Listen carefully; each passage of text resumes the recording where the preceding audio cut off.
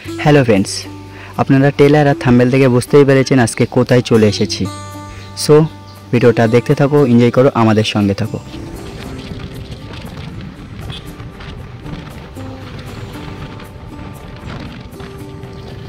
Finally আমরা সোনা হোটেলে চলে এসেছি।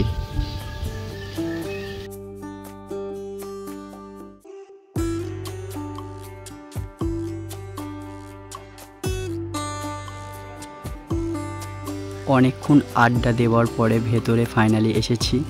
এসেই দেখলাম সামনেই কিচেন।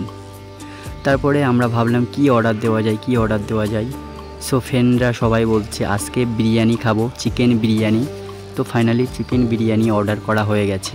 অর্ডার করার পরে মিনিমাম 20 মিনিট পরে খাবারটা কিন্তু সার্ভ করা হয়। এরপরে আমরা অনেকক্ষণ আড্ডি মারার পরে আমরা বেসিংয়ে গিয়ে হাত মুখটা ভালো করে ধুয়ে নেব।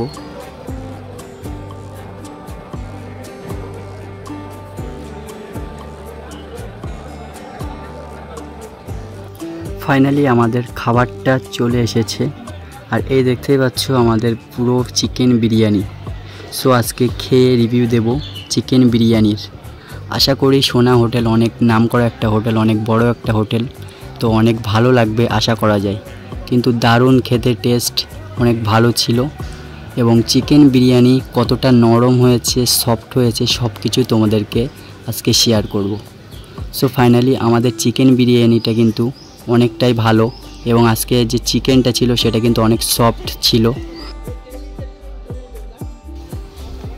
এবং একটা ডিম ছিল, একটা আলু ছিল আস্ত, আর চামচ দিয়ে খেতে ভালো লাগছিল না। তারপরে হাত দিয়ে খাচ্ছিলাম, হাত দিয়ে অনেক ভালো লাগছিল, কারণ আমরা বাঙালি আইটেমে খাচ্ছিলাম। ডিমটাও কিন্তু দারুণ ছিল টেস্ট। এবং আজকে পুরো খেয়ে তোমাদেরকে লাস্টে সব কিছু শেয়ার করব। ভিডিওটা রিকোয়েস্ট করব শেষ অবধি দেখার জন্য, এবং একটা লাইক করবে, অবশ্যই কমেন্ট করতে ভুলবেন না।